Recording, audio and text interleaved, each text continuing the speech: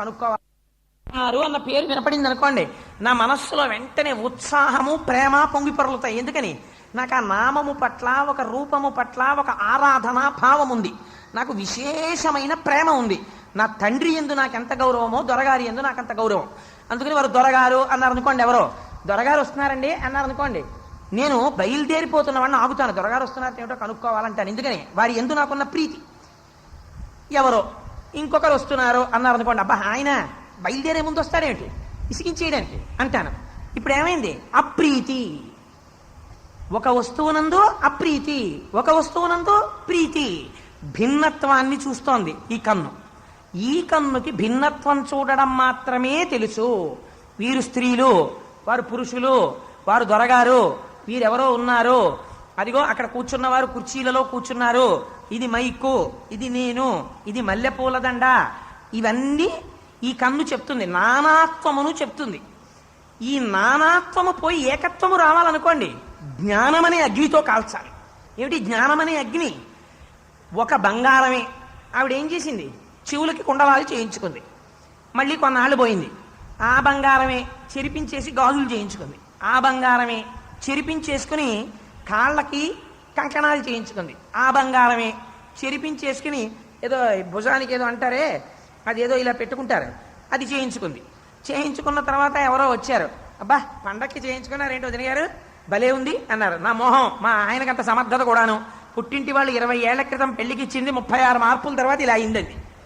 ఇప్పుడు ఏమైంది?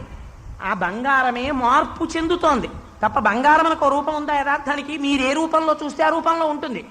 ఉన్నది ఒక బంగారమే. నానాత్వము ఈ కన్ను చూస్తోంది. బంగారం ఇవ్వకుండా కుండలాలు తెమ్మనండి వస్తుందా? బంగారం ఇవ్వకుండా కంకణాలు తెమ్మనండి వస్తుందా? ఒక బ్రహ్మమే మల్లె పువ్వుగా కనపడుచున్నది, ఒక బ్రహ్మమే పండుగా కనపడుచున్నది, ఒక బ్రహ్మమే ఈ పురాణ పీఠముగా కనపడుచున్నది. కాబట్టి ఇప్పుడు ఏమున్నది? ఉన్నదంతా బ్రహ్మమే. ఇప్పుడు మీరు అనేకత్వము నుంచి ఏకత్వములోకి రావడానికి జ్ఞానాగ్నితో కాల్చారు. నానాత్వము ఈ కన్ను చూస్తోంది, పోన్లే ఊరుకున్నారు. లోపలేం చేస్తున్నారు? జ్ఞానంతో చూస్తున్నారు. మీకు ఇంకొక ఉదాహరణ చెప్తా, చాలా తేలిగ్గా అర్థమైపోవడానికి. నేను ఒక చెక్కతో ఏనుగుని చేయించి ఇంటికి తెచ్చాను, టీవీ మీద పెట్టాను. మా అబ్బాయి వచ్చాడు, 2వ క్లాస్ చదువుకుంటున్నవాడు. ఇంటికి వచ్చి ఆ పుస్తకాల మూట అక్కడ బారేసి ఆ కుర్చీలో కూర్చుని బూట్లు ఇప్పుకుంటున్నాడు, సాక్సును ఇలా చూశాడు. అప్ప నాన్నగారండి ఏనుగు అన్నాడు. నేనన్నా అది ఏనుగు కాదురా కొయ్యా అన్నాను. వాడన్నాడు, ఊరుకోండి నాన్నగారండి మాకు చెప్పారండి, ఇట్ ఇస్ అ టస్కర్, దంతాలు కూడా ఉన్నాయి చూడండి, అదిగో ఎలిఫెంట్. ఇప్పుడు తెలుగులో మాట్లాడరుగా పిల్లలు, అందుకని చూసారా దానికి తొండం ఉన్నది, తోక ఉన్నది, పెద్ద దేహం ఉన్నది, అది ఏనుగు నాన్నగారండి అంటాడు. నేనంటాను కాదురా అది కొయ్యా అంటాను. యథార్థంగా చెప్తే అది ఏనుగా కొయ్యా? కొయ్య నిజం, దంతి అబద్ధం. దంతి అంటే ఏనుగు, దారువు అంటే కొయ్య. దారువు నిజం, దంతి అబద్ధం. కానీ నేను ఇది కొయ్యా అని వచ్చిన వాళ్ళందరితోటి ఏమంటే కొయ్య ముక్క ఎట్టుకున్నామండి అన్నాను అనుకోండి, వీడో పెచ్చాళ్ళ ఉందంటారు. అందుని పైకి ఏమంటావు? ఏనుగు బొమ్మండి అంటావు, లోపల ఏమంటూ ఉంటావు? అది కొయ్య వికారము. కొయ్యయే ఏనుగుగా కనపడుచున్నది. కానీ అసలు నిజానికి ఏనుగనబడేటటువంటి రూపాన్ని నామాన్ని తీసేస్తే అది కొయ్య, అది దారువు, దంతి కాదు. జ్ఞాననేత్రముతో చూసినప్పుడు నిజం బయటికి వస్తోంది. జ్ఞానాగ్ని చేత దగ్ధము చేయనప్పుడు జాయతే గచ్చతే ఇది జగత్, వచ్చి వెళ్ళిపోయే స్వభావం ఉండి నానాత్మను పొందినటువంటి జగత్ అదృశ్యమై తదధిష్టానమైన బ్రహ్మము దర్శనమగుచున్నది. ఇదే నిరంతర ధుని. ఎప్పుడూ జ్ఞాన దృష్టితో చూస్తూ ఉండడము. ఈ చూడడము పరమ పవిత్రము. ఒక బ్రహ్మజ్ఞాని ఆ దృష్టితో లోకాన్ని చూడడమే ధుని వెలగడం. ఇప్పుడు ఆ ధునిలో ఉన్నది ఏమవుతుంది? కాలిపోతే ఒకే పదార్థం వచ్చేస్తోంది. అంతటా అన్ని రకాలుగా కనపడినటువంటి పదార్థములు జ్ఞాన దృష్టి చేత ఏకత్వమును పొంది ఈశ్వరత్వమును పొందినట్టు అన్ని వస్తువులు కాలి ఇకమారని బూడిదగా వస్తున్నాయి. ఇప్పుడు దాన్ని బూడిద అని నువ్వు అనరాదు, ఏమనాలి? విభూతి. విభూతి అంటే మహదైశ్వర్యము. అన్నీ అందులోనే ఉన్నాయి. ఏమంటే నేను వేసిన కర్రలు ఏవండి అందులో ఉన్నాయి, తామరపూలు ఏవండి అందులో ఉన్నాయి, ఏమంటే నేను పట్టుకొచ్చి అందులో ఇందాక ఎండు ద్రాక్ష పళ్ళేశాను అందులో ఉన్నాయి. జగత్తంతా ఎందులో ఉంది? అందులో ఉంది. అందులోంచి మళ్ళీ జగత్ వస్తుంది. త్యాగలిగిన సమర్థత ఉన్నవాడైతే వస్తుంది. బూడిద చేయడానికి మీరు నేను పనికొస్తాం, చేసేస్తాం మనం. అది జ్ఞాన దృష్టితో బూది చేయలేం మనం. జ్ఞాన దృష్టితో కూడా చేశారనుకోండి, మళ్ళీ మీరు అదే విభూతిలోంచి పునఃసృష్టి చేస్తారు. అందుకే పరమశివుడు ఎక్కడి నుంచి చేస్తాడు సృష్టి? విభూతిలోంచి సృష్టి చేస్తాడు. భస్మోద్ధూళిత సర్వాంగం, ఒంటి నిండా బూడిద పూసుకుంటాడు, శ్మశానంలో ఉంటాడు. శ్మశానంలో ఉంటాడంటే ఆయన కర్మ కాలిపోయి శ్మశానంలో తిరుగుతాడని కాదు. ఇంతవరకు నామరూపాలుగా నామరూపాలుగా నామరూపాలుగా ఏదో వెంకట్రావు గారు, పుల్లారావు గారు, ఇంకో పేరు ఇంకో పేరు ఇంకో పేరు పెట్టుకున్నటువంటి ప్రపంచము, ఆయన కన్న కలలు, ఆయన ఆస్తి, ఆయన భార్య, ఆయన పిల్లలు, వాళ్ళతో సంబంధాలు అన్నీ వచ్చి ఎక్కడ కాలిపోతున్నాయి? అక్కడ ఉన్న అగ్నిహోత్రంలో కాలిపోతున్నాయి. అన్ని లయమైపోతున్నాయి. లయమైపోయే ప్రదేశం ఏదో దాని పేరు శ్మశానము. అక్కడ ఈశ్వరుడు ఉన్నాడు, అక్కడ జ్ఞానం ఉన్నది, నిరంతర ధుని, అది మహాజ్ఞానవేది. అందులోంచి విభూతి తీశారు. ఇప్పుడు ఇది ఏమైంది? మహాజ్ఞాని చేత కాల్చబడినది అంటే జ్ఞాన దృష్టి చేత కాల్చబడుచున్నది. ఇప్పుడు అందులోంచి విభూతి తీశారు. పరమ పవిత్రం భూతి భూంతకరీ పవిత్ర జననీ పాపౌహ విధ్వంసని సర్వోపద్రవనాశిని శుభకరీ సర్వార్థ సంపత్కరీ భూత ప్రేత పిశాచ రాక్షస గణారిష్టాది సంహారిణి తేజోరాజ విశేషమోక్షణకరీ విభూతి సదాధార్యతాం అని విభూతి పెట్టుకుంటారు. ఎందుకు పెట్టుకుంటారు? అది జ్ఞానదృష్టి, ఈశ్వరుడు. ఇప్పుడు అది పెట్టుకుంటే ఏమైంది? అన్నీ అందులోంచి వచ్చేస్తాయి. ఈశ్వరానుగ్రహం పొందాడు అనుకోండి. ఒక ఆయనకి ఈశ్వరుడు కనబడ్డాడు, నీకేం కావాలన్నాడు. నాకు పిల్లలు లేరండి అన్నాడు. కలుగుతారు, పో, పిల్లలు పుట్టారు. ఒక ఆయనకి కనబడ్డాడు, అయ్యా నేను కుష్ఠరోగంతో బాధపడుతున్నానండి, ఇదిగో ఈ విభూతి రాసుకో, పోయింది, పో, పోయింది. ఇంకొక ఆయనకి కనబడ్డాడు, అయ్యా నాకు ఉద్యోగం రాలేదండి, ఈ విభూతి నోట్లో వేసుకో, పో, వేసుకున్నాడు, ఉద్యోగం వచ్చేసింది. ఇంకొక ఆయన కనబడ్డాడు, అయ్యా నాకు పెళ్ళి అవ్వట్లేదండి, నా కర్మ, ఈ విభూతి నోట్లో వేసుకో, పెళ్ళి అవుతుంది, వేసుకున్నాడు, పెళ్ళి అయిపోయింది. మా చిన్నతనంలో మాకు డాక్టర్ గారు ఉండేవారు, 3 సీసాలు ఉండేవి, ఎరుపు, ఆకుపచ్చ, తెలుపు. ఏ జబ్బు ఉన్నవాడైనా సరే అదేమిటో రోగికి తెలియక్కర్లేదు. అలా ఇంజక్షన్ చేయకపోతే వాడికి నమ్మకం ఉండదు. అందుకని ఆయన ఏం చేశారంటే 3 ఏదో ఒకటి తీసి అలా పెట్టి లాగి వీడికి పొడి చేస్తే సూది మంది ఇచ్చారు డాక్టర్ గారు అని వాడు తగ్గిపోయేది. ఒక విశ్వాసం. అలా అదే విభూతి. మీరు బాబాగారి లీలలు చూడండి, ఇంతకన్నా ఏమైనా ఉందా? ఎవరో ఒక ఆయన కుష్ఠరోగి వస్తాడు, విభూతి ఇస్తారు, తగ్గిపోతుంది. ఒక ఆయన పిల్లలు లేరంటాడు, విభూతి ఇస్తారు, తగ్గిపోతుంది.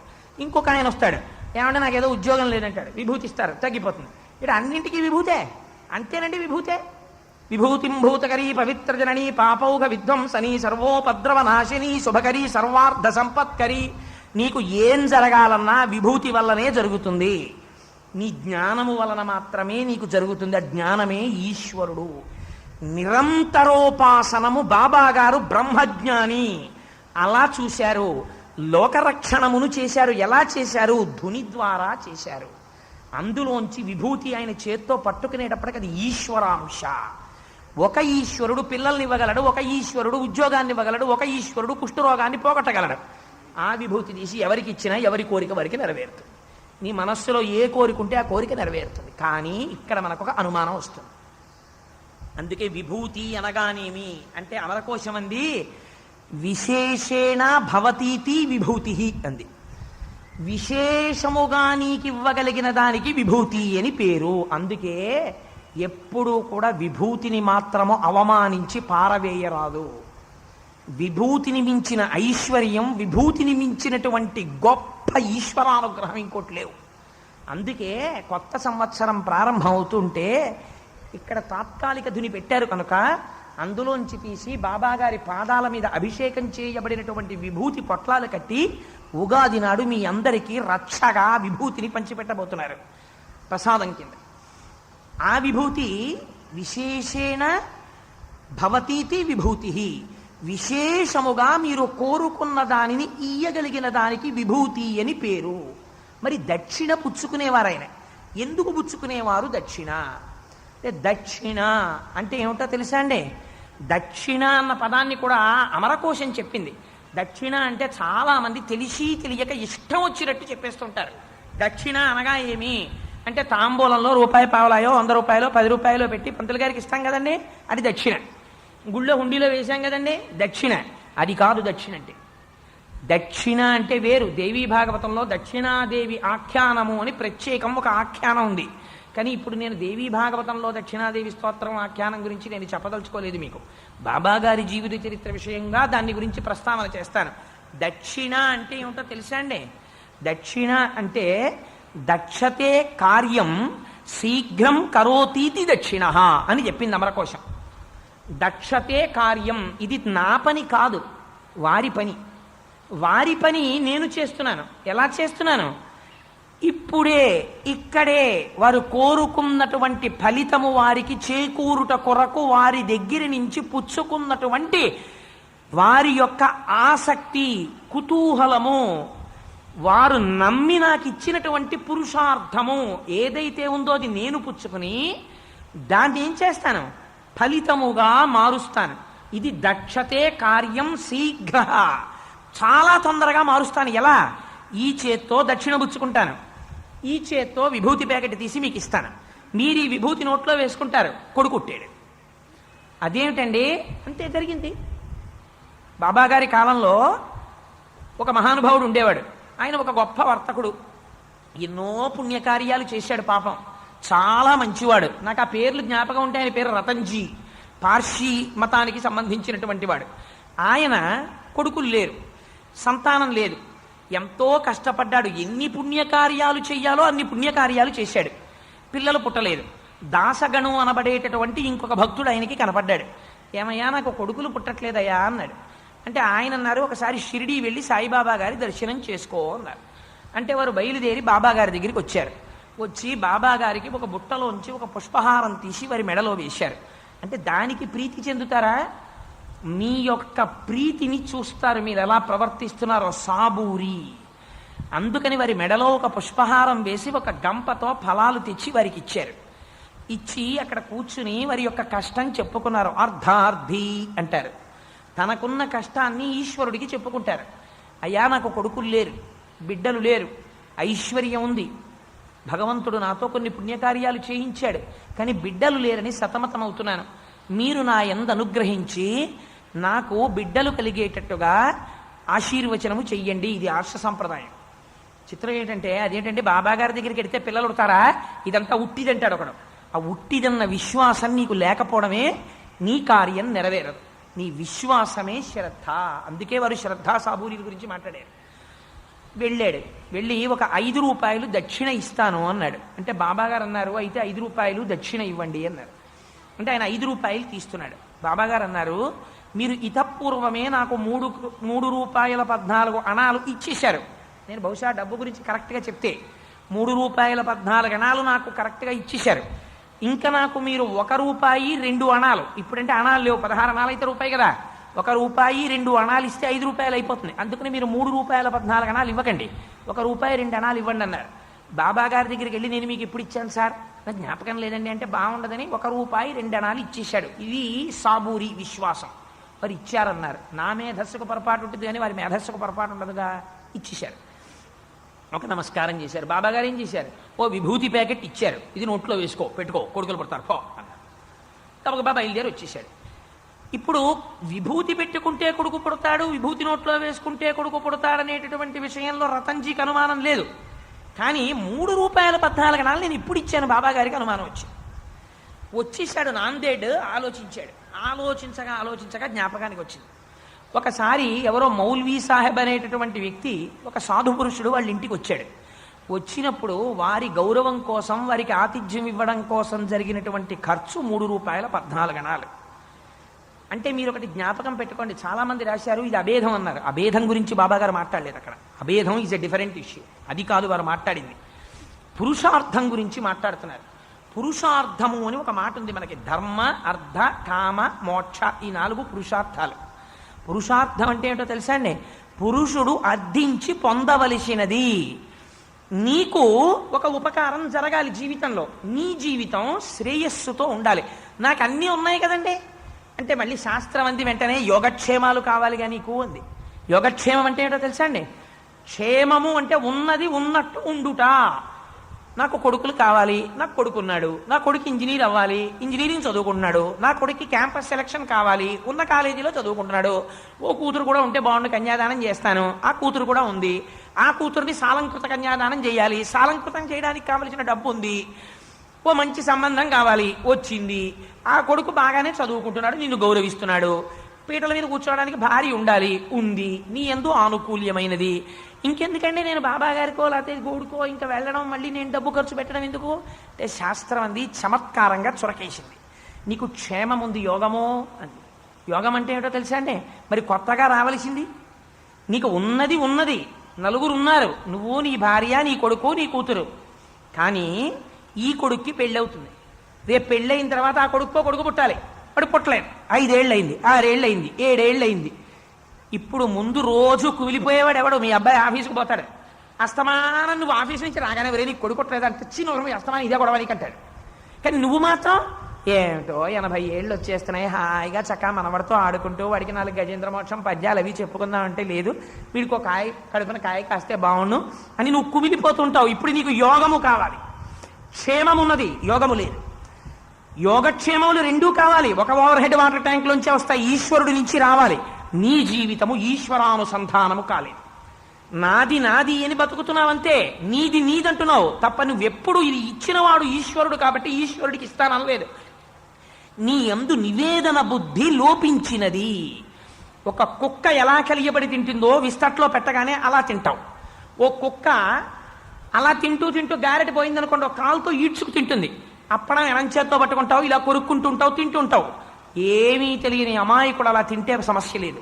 నీ ఒంటి మీద యజ్ఞోపవీతం ఉండి నువ్వు కూడా అలా తింటే అసహ్యకరమైన విషయం. నువ్వు లోకానికి నేర్పవలసిన వాడివి, నువ్వు అలా తినడం ఏమిటి? నువ్వు మర్యాదగా తినాలి.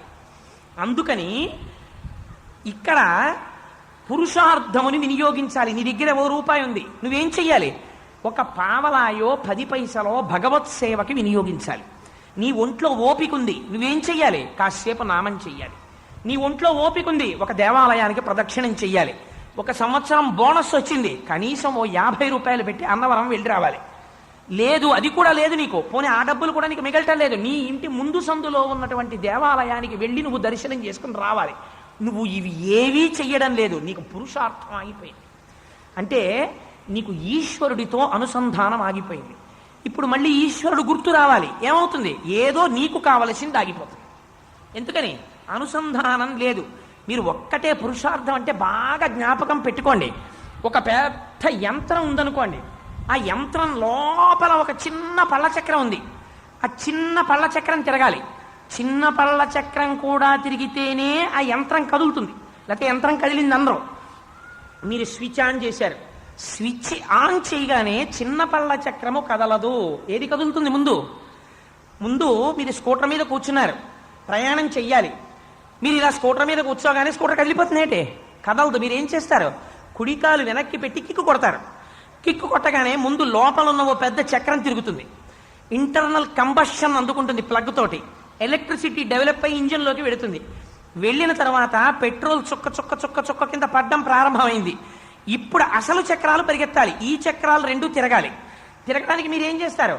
ఫస్ట్ గేర్లోకి వేసి ఏదో యాక్సిలేటర్ క్లచ్ పట్టుకుని మెల్లిగా వదులుతూ యాక్సిలేటర్ రైస్ చేస్తారు. ఈ 2 చక్రాలు పరిగెత్తడం మొదలు పెడతాయి. ఈ చక్రం మీరు కిక్కు కొట్టిన తర్వాత ఇంజన్లో చక్రం తిరగడం మొదలవుతుంది. ఆహా, ఇంజన్ తిరుగుతున్నది అని మీరు స్కూటర్ ఎక్కాలా కూర్చున్నారు అనుకోండి, పెట్రోల్ అయిపోతుంది కానీ మీరు ఆఫీస్కి వెళ్ళరు. ఎందుకని? మిగిలిన తిరగవలసిన 2 చక్రాలు తిరగట్లేదు. మీరు డబ్బు సంపాదిస్తున్నారు, బ్యాంకులో పెట్టుకుంటున్నారు, మీరు తింటున్నారు, తిరగవలసిన చక్రం తిరగట్లేదు. చిన్న పళ్ళ చక్రం తిరగలేదు. స్విచ్ వేయగానే పెద్ద పళ్ళ చక్రం తిరుగుతుంది. చిన్న పళ్ళ చక్రం కూడా తిరగకపోతే మీరు మెకానికల్ ఇంజనీర్ని పిలుస్తారు, అవుట్పుట్ రాదు. అయా మెషిన్లో ఏదో తేడా వచ్చిందండి, పని చేయట్లేదని స్విచ్ ఆఫ్ చేసేస్తారు. వాడు వచ్చి అయ్యా చిన్న పళ్ళ చక్రానికి ఉన్న బెల్ట్ తెగిపోయిందండి, అనుసంధానం అవ్వట్లేదు పెద్ద చక్రానికి చిన్న చక్రానికి అని ఇంకో కొత్త బెల్ట్ వేస్తాడు. పెద్ద చక్రం తిరిగింది, చిన్న చక్రం తిరిగింది, ఇప్పుడు యంత్రం పనిచేస్తుంది. పురుషార్థం ఆగిపోయింది నీకు. అందుకే పురుషార్థము అంటే అస్తమానం డబ్బు ఖర్చు పెట్టమని శాస్త్రం ఏం చెప్పలేదు. అంత నిర్దాక్షిణ్యంగా మాట్లాడదు గృహస్థు పట్ల. నీకు ఒక ₹10 ఉన్నాయి, ఒక పావలా పట్టుకెళ్ళి దేవాలయంలో హుండీలో వెయ్యి. నీ దగ్గర ₹100 ఉన్నాయి, ఒక రూపాయి వెయ్యి. నీ ఇంట్లో 10 డజన్లు అరటిపళ్ళు ఉన్నాయి, ఓ డజన్ అరటిపళ్ళు ఇయ్యి. నువ్వు మామిడి పళ్ళు తినడం మొదలెట్టావు, 2 అరటిపళ్ళు ముందు గుళ్ళో ఇచ్చి నువ్వు తిను. ఉగాది వచ్చింది, వేదాన్ని విని 4 బ్రాహ్మణులకి దక్షిణ తాంబూలము ఇచ్చి నువ్వు సంవత్సరమును కాలస్వరూపంగా అనుభవించు. ఏదైనా పురుషార్థంగా చెప్పింది. ఈ పురుషార్థం ఆగిపోతూ ఉంటుంది. జరగవలసినంత జరగడంలో ఎక్కడో తేడా వచ్చింది. వస్తే ఈశ్వరానుగ్రహాన్ని ఫిలప్ చేస్తారు. ఇది ఒక్క యోగులకు తెలుస్తుంది ఈ లెక్క ఎక్కడ తేడా వచ్చిందో. చాలా మంచివాడు, పుణ్యకార్యాలు చేస్తాడు, కానీ సంతానం కలగలేదు. దశరథ మహారాజు గారు చెడ్డవాడు ఏంటి? చెడ్డవాడు ఏం కాదు, కొడుకులు పుట్టలేదు. పాపం ఏదో రామాయణంలో చెప్పలేదు. పాపము ప్రతిబంధకమై ఉన్నది, పోవాలంటే ఏం చెయ్యాలి? అశ్వమేధయాగం చెయ్యాలన్నాడు. పురుషార్థాన్ని తిప్పారు. మళ్ళీ కొంత డబ్బు ఖర్చు అయింది, తను కొంత కష్టపడ్డాడు, తన భార్యలు కష్టపడ్డారు. అశ్వమేధం జరిగాక పుత్రకామేష్టి జరిగింది, కొడుకు పుట్టాడు. అందుకని ఇప్పుడు మళ్ళీ ఏం చేశాడు? షిరిడీ వెళ్ళాడు, బాబాగారి దర్శనం చేసుకున్నాడు, బాబాగారి పాదాల దగ్గర కూర్చున్నాడు. 5 రూపాయలు మీకు సంభావన ఇస్తానన్నాడు, దక్షిణ ఇస్తాను అన్నాడు. అంటే పురుషార్థమును తిప్పాడు. ఈత దక్షిణ అన్నారు బాబాగారు. అయితే 5 రూపాయలలో ఒక సాధు పురుషుడైన తానందుకుంటే ఎంతో, ఇంకొక సాధు పురుషుడికి ఇచ్చింది అంతే పుణ్యం. ఇది ఔదార్యం, ఇది సర్వజ్ఞత. అంటే నువ్వు ఇతపూర్వం 3 రూపాయల 14 అణాలు ఫలానా వారికి ఇచ్చావు, వారు కూడా పరమ సాధు పురుషుడు, దాని పుణ్యం కూడా అంతే. మీకు ఒక రహస్యం చెప్తాను, ఇది చాలా గంభీరమైన విషయాన్ని నేను ప్రతిపాదన చేస్తున్నాను కాబట్టి. పుణ్యము యొక్క తారతమ్యములు మారిపోతాయి. మీరు 1 రూపాయి పావలా పట్టుకొచ్చి ఒక దేవాలయం హుండీలో వేశారనుకోండి, దాని యొక్క పుణ్యము, దాని యొక్క ఫలితము ఒక స్థాయిలో ఉంటుంది. ఇదే రూపాయి పావలా అన్నం లేక కొట్టుకుంటున్నటువంటి వాడికి ఇచ్చారనుకోండి, దాని ఫలితం ఇంకొంచెం పైకి వేస్తారు. ఈ రూపాయి పావలా ఒక బ్రహ్మచారికి ఇచ్చారనుకోండి, ఇంకా ఎక్కువ వేస్తారు. ఈ రూపాయి పావలా ఒక సన్యాసాశ్రమంలో ఉన్న ఒక బ్రహ్మజ్ఞాని వారి దర్శనానికి వెళ్ళినప్పుడు వారి పాదాల దగ్గర పెట్టారనుకోండి, తీవ్ర స్థాయిలో వేస్తారు. ఇలా వేయడంలో ఏమవుతుందంటే చాలా పెద్ద పాపం ఇదే రూపాయి పావలాతో కడిగేస్తుంది. ఇదే రూపాయి పావలా హుండీలో వేసినప్పుడు కడగలేకపోవచ్చు. ఈ రూపాయి పావలా ఒక మహాపురుషుడి పాదాల దగ్గర పెట్టినప్పుడు కడగగలగచ్చు. పాత్రతని బట్టి మారిపోతుంది. ఎలా మారిపోతుందో కనకధారా స్తోత్రం గురించి చెప్తాను. బాలా త్రిపుర సుందరి అమ్మవారి గుడిలో శంకర భగవత్పాదుల యొక్క ప్రతిష్ఠ సమయంలో మే 8వ తారీఖు నుంచి ఉపన్యాసాల్లో అక్కడ దీన్ని బాగా డిస్కస్ చేస్తాను. అప్పుడు ఎందుకు శంకరుల చేతిలో ఎండు ఉసిరిగా పెడితే కనకవర్షం కురిసిందో. సరే, అందుచేత ఇది తత్తుల్యం, ఇద్దరు సాధు పురుషులు. ఇది సర్వజ్ఞత బాబాగారిది. వారికి ఇచ్చింది వారికి ఇచ్చావు, మిగిలింది నాకు చాలా 5 రూపాయలు అయిపోయింది. ఇప్పుడు ఇది ఏం చేస్తారు బాబాగారు? ఇలా వీరి దగ్గర రూపాయి పావలా, వారి దగ్గర 2 రూపాయలు, వారి దగ్గర 5 రూపాయలు, వీరి దగ్గర 35 రూపాయలు, వారి దగ్గర 80 రూపాయలు. బ్రిటిష్ ప్రభుత్వం ఒక సమయంలో వారి మీద గూఢచారుల్ని వేసింది. రోజు కొన్ని వేలు సంపాదిస్తున్నారు. ఏం చేస్తున్నారు? ఆయన నానాసాహెబ్ చందోర్కర్ని పిలిచి ఒకసారి అన్నారు, చందోర్కర్, నాకున్నది ఏమిటో తెలుసా? నాకున్నవి 4. ఒకటి, నేను కట్టుకునేటటువంటి ఈ వస్త్రం. ఇది కాకుండా యథార్థమనకు ఆయన చెప్పింది ఏంటంటే గోచి. రెండోది ఏమిటో తెలుసా? అసలు ఆ గోచి అన్న మాట వారు కట్టుకున్నది గోచి కాదు, కానీ వారు వాడింది గోచి. అందులో పెద్ద రహస్యం ఉంది. ఇప్పుడు మళ్ళీ అవన్నీ ఎందుకు కానండి, అందుకని ఒక గోచి. అది కాక వేరొక వస్త్రం. 3వది కఫిని, తలకి కట్టుకున్నటువంటి గుడ్డ. 4వది ఒక సొట్టలు పడిపోయిన మంచినీళ్ళు తాగే గ్లాసు. ఈ 4 నావి. ఇంకా ఎవరు ఏవి పట్టుకొచ్చి ఇచ్చినా అవేవి నావి కావు, నా కోసమూ కాదు. నాకెందుకా డబ్బు? నేను సర్వసంగ పరిత్యాగిని, నాకెందుకయా చందోర్కర్? ఎందుకు పుచ్చుకుంటానో తెలుసా? పేదలకు ఇచ్చేస్తాను, కట్టెలు కొంటాను, దునిలో వేస్తాను అన్నారు. ఇప్పుడు ఇది ఏమైంది? ఆ పుచ్చుకున్నటువంటి డబ్బులో బాబా గారికి ఇవ్వగానే, ఆయన పాదముల దగ్గర పెట్టగానే, ఇంతకాలము నుండి సంతానమును పొందడానికి ప్రతిబంధకముగా ఏ పాపము అడ్డుచున్నదో ఆ పాపమును తుడిచివేయడానికి ఇది పనికొచ్చింది. అందుకే పెద్దలు ఏం చెప్తారో తెలుసా అండి? బిడ్డలు క్షేమంగా ఉండాలని కోరుకున్న వాళ్ళు ఏం చెయ్యాలి అంటే, మహాత్ములైనటువంటి వాళ్ళు ఉన్న ఆశ్రమాలకి వెళ్ళాలి. ఒక భగవాన్ రమణులు ఉంటారు, ఆ రమణాశ్రమానికి వెళ్ళాలి. ఒక సాయిబాబా గారు ఉన్నటువంటి షిరిడీకి వెళ్ళాలి. లేకపోతే ఒక దక్షిణేశ్వరం రామకృష్ణ మఠకి వెళ్ళాలి. ఇలాంటి ఆశ్రమాలకి కానీ వెడితే, లేకపోతే ఒక కంచి పీఠం, అటువంటి పీఠానికి వెళ్ళాలి. వెడితే ఏమవుతుంది? అక్కడ మహాత్ములు నడిచారు, వారి పాద ధూళి అక్కడ పడింది.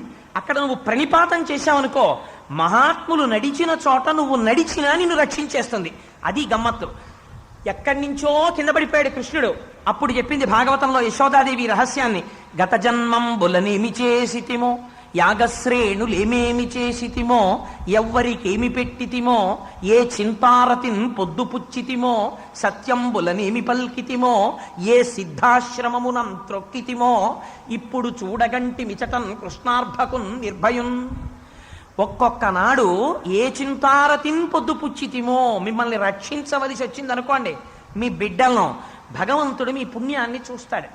చూసినప్పుడు ఒకనాడు వీళ్ళు చెప్పేవాడికి చేత కాకపోయినా బాబా గారి జీవిత చరిత్ర వినడానికి అంతసేపు ఓర్పుతో కూర్చున్నాడు. సమయాన్ని గడిపిన విధానాన్ని కూడా పరమాత్మ లెక్కలోకి వేసుకుంటారు. ది శృణ్వంతపహ అంది శాస్త్రం. అందుకే ఇది తపస్సై కూర్చుంటుంది. ఈ తపఫలితాన్ని దృష్టిలో పెట్టుకుని రక్షణనిస్తాడు. అందుకుని దక్షిణ తీసుకునేవారు. అందరి దగ్గర దక్షిణ తీసుకునేవారా? తీసుకోరు. వేరొకడు వచ్చి ఇచ్చాడు అనుకోండి, వాడు అహంకారంతో ఇస్తున్నాడు. నేను ఇంత డబ్బు ఉన్నవాడిని, నేను వచ్చాను ఇక్కడికి, అందుకు నేను ఇస్తాను. పుచ్చుకున్నారనుకోండి, ఇప్పుడు ఆ అహంకారాన్ని విరవడానికి ఆ దక్షిణ సరిపోదు. దీనివల్ల అపవిత్రం అయిపోతుంది. అందుకని పుచ్చుకోరు, పట్టుకోమంటారు. ఇది అడిగేవాడు శ్యామ. ఇద్దరూ వచ్చారు. ఒకరి దగ్గరేమో అడిగి పుచ్చుకుంటాం, ఒక ఆయనేమో ఇచ్చారు, నాకు వద్దు పట్టుకుపో అంటాం. ఏమిటిది బాబా, రెండో వాడు అవమానపడ్డా, ఎందుకు అలా చేస్తావు అని అడిగేవారు. శ్యామ అమాయకుడు. శ్యామ ఆ రోజున అలా ప్రశ్న వేయకపోతే మనందరి తరపున శ్యామ ప్రశ్న వేస్తుంటాడు. వేస్తే బాబాగారు అంటారు, నేను సర్వసంగ పరిత్యాగిన్రా, నాకెందుకు? అందరి డబ్బులు దాచుకోవడం నాకు కావాలనుకుంటున్నావా? ఎవరికి ప్రయోజనం చెయ్యాలనుకుంటున్నానో, ఎవడో పాత్రత ఉన్నవాడో వాడి దగ్గర పుచ్చుకుంటాను. ఇదే శంకరాచార్యులు వారు చెప్పేశారు. శివశక్త్యాయుక్తో యది భవతి శక్త ప్రభవితుం నచేదేవం దేవో నకలు కుశల స్పందితుమపి అతస్త్వామారాధ్యాం హరిహర విరించాదిభిరపి ప్రణంతుం స్తుతుం వా కథమకృత పుణ్య ప్రభవతి. అసలు వీడి కష్టాలు తీరేటటువంటి మార్గం తోచాలి అని ఈశ్వరానుగ్రహం కలిగితే వీడో గుడికో గోపురానికో ఉపన్యాసానికో కచేరీకో వెడతాడు, చూస్తాడు. అసలు వాడికి అటువైపుకి దృష్టి లేదనుకోండి, అంటే వాడు ఇంకా కష్టాలు పడవలసిన వాడు. అందుకని వెళ్ళదు అసలు. అందుచేత అందరి దగ్గర నేను పుచ్చుకోను. మీకు ఒక్క ఉదాహరణ చెప్తా బాబాగారి గొప్పతనానికి. ఒక మహానుభావుడు ఉండేవాడు, అహ్మద్ నగర్ అని. ఆ ఊళ్ళో ఆయన పేరు ఏదో ఏంటంటే అన్న అని చివర వచ్చేటట్టుగా ఉంటుంది పేరు. దాము అన్న అనుకుంటాను నేను, అనుకున్నంత వరకు. అవన్నీ మహారాష్ట్ర పేర్లు కదా, నేను ఏదో ఒక్క మారు చదువుతుంటాను. నేను దాని గురించి పెద్ద తీవ్రంగా పేర్లన్నీ గుర్తుపెట్టుకోవడానికి చూడండి, దానిలో ఉన్న సందేశం గురించి ప్రయత్నం చేస్తూ ఉంటాను. దాము అన్న అని నేను అనుకుంటున్నాను, నేను సుబ్బారావు. అందుకని ఆ దాము అన్న అనబడేటటువంటి వ్యాపారస్తుడు ఒకానొక నాడు పత్తి రేట్లు చాలా విపరీతంగా పెరుగుతున్నాయి. అందుకని మన ఇద్దరం కలిసి పత్తి వ్యాపారం చేస్తే చాలా లాభం వస్తుంది, లక్షలు మిగులుతుంది, మన ఇద్దరం కలిసి భాగస్వామ్యం చేద్దామన్నాడు. అంటే బాబాగారు అన్నారు, ఈ దాము అన్న అన్నాడు, ఎందుకైనా మంచిది, నేను ఒకసారి బాబాగారిని అడిగి అప్పుడు చేస్తాను అనుకున్నాడు. అనుకుని శ్యామకి ఉత్తరం రాశాడు. బాబాగారికి ఉత్తరం ఏంటి అందుని భయం వేసి శ్యామకి రాశాడు బాబాగారిని అడగమని. ఈ శ్యామ ఉత్తరం పట్టుకుని పొద్దున్నే వచ్చాడు. అడిగితే తప్ప తెలియనటువంటి అమాయకుడు ఆయన బాబాగారు. ఆయన అన్నారు, ఏ ఈశ్వరుడిచ్చినది సరిపోలేదా దాము అన్నాకి? ఇంకా గంతులేస్తున్నాడా? ఆకాశం మింగేస్తాడా? ఇంకా ఎంత కావాలి అన్నారు. అంటే బాబా ఉత్తరం రాశాడు అన్నారు. మీ పాదాల దగ్గర పెట్టారు. పెట్టావులే, విప్పి చదువు అన్నారు. అసహ్యం, ఈ కోరికలు ఉన్నది చాలా విప్పి చదివాడు. చదివితే ఆయన అన్నారు, ఈ వ్యాపారంలో దిగితే ఎందుకు పనికి రాకుండా పోతాడన్నారు. ఇదే ఉత్తరం రాశారు. బహుశా శ్యామ ఈ భావన వచ్చేట్టు. కానీ ఉత్తరం రాసి అడగడానికి, నువ్వు వచ్చి కలుసుకుని అడగడానికి తేడా ఉండొచ్చు అన్నారు. ఇది అమాయకత్వం శ్యామది. వచ్చి కలుసుకుని అడిగితే ఓలాగాను, అది అలా కాదండి, ఆయన ఫోన్ చేశారు, పర్సనల్గా వస్తే నేను ఏమైనా చేద్దును అన్నాడంటే అదో భేషజం. అది భేషజం ఉన్నవాడికి బాబాగారు అలా భేషజం. ఆ లెటర్ రాయడం ఏంటంటే, he should have come in person and contacted me, అంటే he has sent a letter through Shyama, why should I help him అని బాబాగారు అంటారా? అలా రాయడం ఏమిటి శ్యామ అంటే? అదో అమాయకత్వం అంతే. మీరు ఆయన క్యారెక్టర్ ఆ స్థాయిలో అర్థం చేసుకోవాలి. పాప అతను నిజంగా వచ్చేసాడు. వచ్చేసి బాబాగారి దగ్గర కూర్చున్నాడు. ఉద్దేశం ఏంటి? అవి వ్యాపారం చేస్తాను బాబా అని అడుగుదామని. మరి ఒకసారి దెబ్బలాడారని చెప్పి తెలిసింది కదా, అందుకని చెప్పి ఇప్పుడు మళ్ళీ అడిగితే దెబ్బలాడతారేమో. కానీ లోపల వ్యాపార ప్రవృత్తి ఎలా ఉంటుందో చూడండి. బాబా కాళ్ళు పడుతున్నాడు, అడిగితే దెబ్బలాడతారేమో భయం. కానీ బాబా నన్ను పర్వాలేదులే, నువ్వు వ్యాపారం చేయి, నేను వెనకాల ఉంటానంటారేమో. అంటే ఏమిటి, ఈయన బ్రహ్మజ్ఞానం, ఈయన ఆశీర్వచనం అంతా వీడికి పెట్టేసి వీడు ₹1,00,000 సంపాదించేస్తే వీడు 50,000 తెచ్చి ఈయనకి ఇచ్చేస్తాడు. ఇది ఎలా ఉంటుందంటే రమణ మహర్షి చెప్పేవారు, పూర్వానికి ఎవడో చలివిడితోటి విఘ్నేశ్వరుణ్ణి చేసేట, చేసి పూజ చేస్తున్నాడు. పూజ చేసిన తర్వాత అంతా అయిపోయిన తర్వాత నైవేద్యం పెడదామని చుట్టూ చూశాడు, ఏమీ లేదు నైవేద్యానికి. అరే ఎలాగరా నైవేద్యానికి ఏమీ లేదని చూశాడు, చలివిడితోనేగా వినాయకుడిని చేశాను అని చిన్న ముక్క గిల్లేశాడు. గిల్లేసి పళ్ళల్లో పెట్టి వినాయకుడికి నైవేద్యం పెట్టేశాడు. అలా ఈయన ఆశీర్వచనంతో వ్యాపారం చేసి లాభం సంపాదిస్తాట, అందులో కొంత వాటా ఈయనకి ఇస్తాట. ఎంత ఔదార్య బుద్ధో చూడండి, ఎంత పాపిష్టి ఆలోచనలతో ఉంటుందో చూడండి ప్రపంచం. కాళ్ళు పడుతున్నాడు, ఈ ఆలోచన చేస్తున్నాడు. ఈ ఆలోచన ఇంకా నోటితో చెప్పకముందే బాబాగారు అన్నారు, నన్ను నీ వ్యాపార ప్రవృత్తిలోకి ఏడ్చకు, నాకు ఇలాంటి వాటితో నాకేం సంబంధం లేదు అని చెప్పారు. నిజంగా బాబాగారికి రూపాయల మీద ఆశ అనుకోండి, ఇలాంటి వాడికి ఆశీర్వచనాలు చేసి డబ్బులు ఇచ్చుకోలేరేంటి ఆయన. ఆయన పుచ్చుకున్నది దక్షిణ పురుషార్థానుసంధానము, ఒక ఈశ్వర స్థితిలో కూర్చున్నవాడు చేయవలసిన పని చేశాడు ఆయన. అంతేగాని దౌర్భాగ్యంగా వీడికి ఆశీర్వచనం చేయడం ఎందుకు, ఆ విభూతిని తీసి మంత్రించి గిరగరాది పవతల పారేస్తే నోట్ల కట్టల కింద పడి ఉంటాయి. అది చెయ్యడం కాదు ఆయన ప్రయోజనం. అంటే మళ్ళీ కొన్నాళ్ళు పోయేకొచ్చాడు, అది విచిత్రం. వచ్చి ఈసారి గోధుమలు, బియ్యం, ధాన్యం గింజలు ఇలాంటివి ఏవో వ్యాపారం చేస్తే మళ్ళీ లాభం వస్తుందని వచ్చాడు బాబాగారిని అడగడానికి. వస్తే ఆయన చూసి అన్నారు, ఒక ₹10కి 5 షేర్లు కొని ₹10కి 7 షేర్లు అమ్ముకుంటావు అన్నారు. అమ్మ బాబాయ్ అంటే ఏంటి, నష్టం వస్తుందని ఇంకా వేరే చెప్పాలేంటి? అమంగళకరమైనటువంటి మాట గురువు నోటి వెంట రాకూడదు. చెయ్యి, నాశనం అయిపోతావులే. మామూలుగా పోవడం కాదు, నీకు విజయవాడలో ఉన్న 2 ఇళ్ళు కూడా పోతాయి, ఈ దెబ్బతో ఉన్నాడు అనుకోండి. గురువు నోటి వెంట రావాల్సిన మాట అది. ఎంత అందంగా చెప్పారో చూడండి. నష్టం వస్తుందన్న దాన్ని 5 షేర్లు ఎంత డబ్బు పెట్టి కొంటావో ఆ డబ్బుకే 7 షేర్లు అమ్ముకుంటావు అన్నారు. అంటే ఇంకా నువ్వు ఎందుకు పనికి రాకుండా మునిగిపోతావని వేరే చెప్పాలా? మళ్ళీ చెప్పక్కర్లేదు. ఈ మాట విని ఆ వ్యాపారం మానేశాడు. చిత్రం ఏమిటో తెలుసా అండి, 2 సార్లు అవతల వారికి విపరీతమైన నష్టాలు వచ్చాయి. ఈ మాట అని రక్షించారు, కానీ రక్షించినప్పుడు ఎప్పుడూ కూడా ఆయన ₹1 దక్షిణ పుచ్చుకోలేదు. ఎందుకు పుచ్చుకోలేదు? ఇక్కడ ఏదైనా పురుషార్థం ఉందా నాకు చెప్పండి? ఇక్కడ ఏదైనా ఉందో పురుషార్థం అతను పొందవలసింది? అతను తినడానికి, కట్టుకోవడానికి, ఉండడానికి ఉంది. వెర్రి కోరిక, వెర్రి కోరికలకి ఈశ్వరుడు కానీ, యోగులు కానీ, బ్రహ్మజ్ఞానులు కానీ, గురువులు కానీ చెలించరు. అందుకే దక్షిణ పుచ్చుకోలేదు. కొంతమంది దగ్గర అసలు దక్షిణ పుచ్చుకునేవారు కాదు. సరే, ఇవాళ 8:30 అయిపోయింది కాబట్టి నేను ఆపుతాను. కానీ అసలు దక్షిణ అన్న దాంట్లో బాబా గారు కొన్ని అడిగారు. దాంట్లో ఉన్న గొప్ప రహస్యం ఏమిటో, కట్టెలు కొని విభూతి వేయడం అంటే, ధునిలో వేయడం అంటే ఏమిటో, ఇది పెద్ద పళ్ళ చక్రం, చిన్న పళ్ళ చక్రం కింద ఎలా తిరుగుతాయో, ఎలా లోకరక్షణ నడుస్తుందో, ఈ విషయాన్ని రేపటి రోజున ప్రస్తావన చేస్తాను. చేసి ఇతర విషయాన్ని దేన్నైనా ప్రస్తావన చేస్తాను. అమ్మ, నా యందు అనుగ్రహించి మీ అందరూ నన్ను కటాక్షించారు అని గుర్తు ఏమిటంటే, ఇవాళ ఒక్క 5 నిమిషాలు నామని చెప్పుకుందాం. వారంత కష్టపడి ప్రింట్ చేశారు. ఒక్క 5 నిమిషాలంటే 5 నిమిషాలు నామని చెప్పాక ఇన్ని ఏర్పాట్లు చేసిన సుబ్బారావు గారు ఉగాది కార్యక్రమాన్ని ఆఖరణ ప్రకటిస్తాను అన్నారు.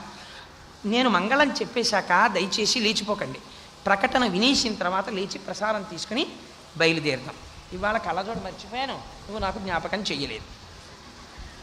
సరే, సాయినామము సాయినామము మధురమైనది సాయినామము,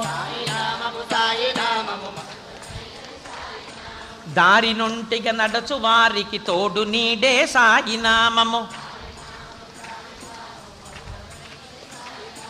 కర్త తానై పాము తానై బుసను కొట్టును సాయినామము, అన్ని కోర్కెలు అణచివేసి భక్తి నిచ్చును సాయినామము, ధ్యాన దృష్టిని జోతకము చేసి ధన్యుని చేయును సాయినామము, పురుషార్థమనగా ఏదో వివరించి చెప్పును సాయినామము, సాయికిచ్చిన దక్షిణంతయు నీకు రక్షణ సాయినామము, సాయినామము సాయినామము రమ్యమైనది సాయినామము, వ్యాపకత్వము నిరూపించినది చక్కనైన శ్రీ సాయి నామము. సాయి నామము సాయి నామము మధురమైనది సాయి నామము. సాయిని సాయి పాదములాశ్రయించి ఉండెడి అవకాశమివ్వలే సాయి నామము. సాయి నామము సాయి నామము మధురమైనది సాయి నామము. నామమే మనకు శ్రీరామ రక్షయై మంచి మార్గమునందు నడపవలె శ్రీ సాయి నామము. సాయి నామము సాయి నామము మధురమైనది సాయి నామము. సాయి నామము సాయి నామము మధురమైనది సాయి నామము. సాయి నామము సాయి నామము మధురమైనది సాయి నామము. మంగళాశాసనపరైః మదాచార్య పురోగమైః సర్వైశ్చ పూర్వైరాచార్యైః సత్కృతాయాస్తు మంగళం. మంగళం కోసలేంద్రాయ మహనీయ గుణాత్మనే చక్రవర్తి తనూజాయ సార్వభౌమాయ మంగళం. ఉమాకాంతాయ కాంతాయ కామితార్థప్రదాయినే శ్రీగిరీశాయ దేవాయ మలినాథాయ మంగళం. కరచరణ కృతం వా కర్మ వాక్కాజం వా శ్రవణనైనజం వా మానసం వాపరాధం విహితం వా సర్వమేత్తక్షమస్వ. శివ శివ కరుణాబ్ధే శ్రీ మహాదేవ శంభో. సర్వం శ్రీ ఉమామహేశ్వర పరబ్రహ్మార్పణమస్తు. స్వస్తి. అయ్యా సుబ్బారావు గారు మాట్లాడారు. సాయిరాం. దయచేసి భక్తులందరికీ హృదయపూర్వక నమస్కారాలతో కోరేది ఏమిటంటే, పూజ్య శ్రీ శ్రీ శ్రీ చాగంటి కోటేశ్వరరావు గారి ప్రసంగాలను మీరందరూ ఎంతో భక్తి శ్రద్ధలతో వింటూ ఉన్నారు. అదేవిధంగా మనమందరం కూడా ఎన్నో కార్యక్రమాల్లో పాల్గొంటూ ఉంటున్నాం. ఆధ్యాత్మిక కార్యక్రమాల్లో కానీ, దైవ కార్యక్రమాల్లో కానీ, ఇంకా ఇతర కార్యక్రమాల్లో మనం పాల్గొంటూ ఎంతో కొంత మనం తెలుసుకుంటున్నాం, కానీ దాన్ని ఆచరించడానికి ఏ ఒక్కరం కూడా ప్రయత్నించడం లేదు. ఈ తెలుగు ఉగాది రోజున మనకి ఎన్నో విషయాలను చక్కగా వివరించి చెప్తున్న పూజ్య శ్రీ శ్రీ చాగంటి కోటేశ్వరరావు గారి దంపతులకు అందరం కలిసి వారికి సత్కారం అంటే మనం భక్తితో శ్రద్ధతో వారికి నమస్కారం చేసుకోవడమే. సత్కారం అంటే ఏదో పూలదండలు గజమాలలు వేసి వారిని మనం సత్కరించడం కాదు. మనం శిరస్సు వంచి వారికి హృదయపూర్వకంగా మీరు చెప్పే అన్ని విషయాలను మేము గ్రహించడమే కాకుండా ఆచరిస్తున్నామని ఒక ప్రణామం చేయడం అన్నమాట. అది ఉగాది రోజున మనమందరం పాత తెలుగు ఉగాదికి మనం వీడ్కోలు చెబుతూ కొత్త ఉగాదికి మనం స్వాగతం పలికే ఆ రోజున ఇక్కడ పలు కార్యక్రమాలు నిర్వహిస్తూ ఉన్నాం. ఉదయం బాబావారి మూల విరాట్కు అభిషేక కార్యక్రమాలు, అదేవిధంగా దును పూజ జరుగుతుంది. ఆ తరువాత కోవాడ గ్రామ పురవీధుల్లో బాబావారి పల్లకి చిత్రపటాలు ఊరేగింపు జరుగుతాయి. అదేవిధంగా పశ్చిమ గోదావరి జిల్లా చాగళ్ళు మండలం బ్రాహ్మణగూడెం మహిళా కోలాట బృందం వారిచే కోలాట ప్రదర్శన, అలాగే అమలాపురం గ్రామానికి చెందిన మహిళా నాదస్వర వాయిద్య బృందం వారిచే కార్యక్రమం కూడా ఏర్పాటు చేయడం జరిగింది. ఆ రోజు పూజ్య శ్రీ శ్రీ శ్రీ చాగంటి కోటేశ్వరరావు గారు ఈ మందిర ప్రాంగణానికి 4 గంటలకే విచ్చేస్తారు. మనం ఉదయం నుండి కార్యక్రమాల్లో పాల్గొవడానికి స్వామీజీ వారు 4 గంటలకే వస్తారని మీరందరూ 4 గంటలకు కాకుండా ఉదయం 8 గంటల నుండి కూడా ఈ మందిర ప్రాంగణంలో వివిధ కార్యక్రమాలు నిర్వహిస్తున్నాం. కాబట్టి ఆ అన్ని కార్యక్రమాల్లోనూ అందరూ పాల్గొవలసిందిగా కోరుతున్నాం. అదేవిధంగా సాయంత్రం 4 గంటలకు స్వామీజీ వారి ప్రవచనం అయిపోయిన తర్వాత వారికి సత్కార కార్యక్రమం ఉంటుంది. ఆ అభినందనలు మనం భక్తితో శ్రద్ధతో ఒక క్రమశిక్షణతో వారికి మనమందరం ఎంతో స్ఫూర్తిగా వారు చెప్పేది చక్కగా అవగాహన చేసుకుంటున్నాం, దాన్ని నేర్చుకుని దానిని ఆచరిస్తున్నాం అనే భావం కలగజేసేలాగా మనం అందరం ఆ రోజు వారికి కృతజ్ఞతలు తెలుసుకోవడానికి గాను అందరూ కూడా వరుస క్రమంలో వచ్చి వారి పాదాలకు నమస్కరించుకున్న తర్వాత బాబావారి చిత్రపటం వద్ద ప్రతి వాళ్ళు కూడా ఒక గులాబీ ఉంచవలసిందిగా కోరుతున్నాం. గులాబీలు కౌంటర్లో అందరికీ అందజేయడం జరుగుతుంది. అది కావలసిన వారు రుసుము చెల్లించి తీసుకోవాల్సి ఉంటుంది. అది రుసుము చెల్లించాల్సిన కారణం ఏంటంటే, అది ఇస్తున్నారు అంటే ప్రతి వాళ్ళకి 10 గులాబీలు కావాల్సి వస్తాయి. కాబట్టి నిర్ణీత రుసుముతో ఆ గులాబీలను ప్రతి వాళ్ళు తీసుకోవాల్సి పురుషార్థం కూడా అవుతుంది. సార్ తర్వాత అందరూ స్వామీజీ వారి దగ్గరికి వచ్చి నమస్కారం చేసుకునే అవకాశం ఉండదు కాబట్టి ఈరోజు వారిని మధ్యాహ్నం కలిసి ప్రత్యేకంగా మనందరి తరపున ఒక కోరిక కోరడం జరిగింది. అయ్యా, అందరూ మీ దగ్గరికి రావడం కన్నా మీరే అందరు భక్తుల దగ్గరికి వచ్చి వారిని ఆశీర్వదించవలసిందిగా కోరడం జరిగింది. మనం ఊరేగింపు అనే కార్యక్రమం నిర్వహించడం కూడా ఇదే సాంప్రదాయం అని నేను అనుకుంటున్నాను. పెద్దలు వారు తెలియజేస్తే కారణం ఏంటంటే అందరూ దేవాలయాలకు వెళ్ళే అవకాశం, దేవతామూర్తులను చూసే అవకాశం గ్రామాల్లో లేనప్పుడు ఈ ఊరేగింపు లాంటి కార్యక్రమాలు జరిగేవేమో అని అనుకుంటున్నాను. అదేవిధంగా మన పూజ్య శ్రీ శ్రీ చాగంటి కోటేశ్వరరావు వారిని భక్తుల మధ్యకు మీరు వచ్చి వారిని ఆశీర్వదించి వారి ప్రార్థనలను మీరు స్వీకరించాలండి అని కోరినప్పుడు తప్పకుండా అలా చేద్దారన్నారు. కాబట్టి వరుస క్రమంలో కొంతమంది మాత్రమే ఈ స్టేజ్ దగ్గరికి వచ్చి వారికి పుష్పాలు సమర్పిస్తారు. మిగిలిన వారి దగ్గర అందరి దగ్గరికి వారు వస్తారు. వచ్చినప్పుడు కూడా మీరు వారి పాదాలకి నమస్కారం చేసుకోవడం అంటే వారు నడిచిన ప్రదేశాన్ని నమస్కరించుకున్నా చాలు. ఇంతే తప్పించి వారిని ఇబ్బంది ఏ విధంగానూ గురి చేయకుండా మీరు క్రమశిక్షణతో సదరు కార్యక్రమంలో పాల్గొవలసిందిగా కోరుతున్నాం. అదేవిధంగా ఆ రోజు మధ్యాహ్నం అందరికీ కూడా భోజనాల ఏర్పాట్లు ఇక్కడే చేయడం జరిగింది. ఇక్కడికి సమీపంలో ఒక కళ్యాణ మండపం ఉంది. ఆ కళ్యాణ మండపంలో అందరికీ కూడా భోజన సదుపాయ ఏర్పాట్లు చేశారు. ఆ రోజు అన్నదాన కార్యక్రమాన్ని నిర్వహిస్తున్న వారు సాయిబంధు శ్రీ రావిపాటి కళ్యాణరామ్ గారు.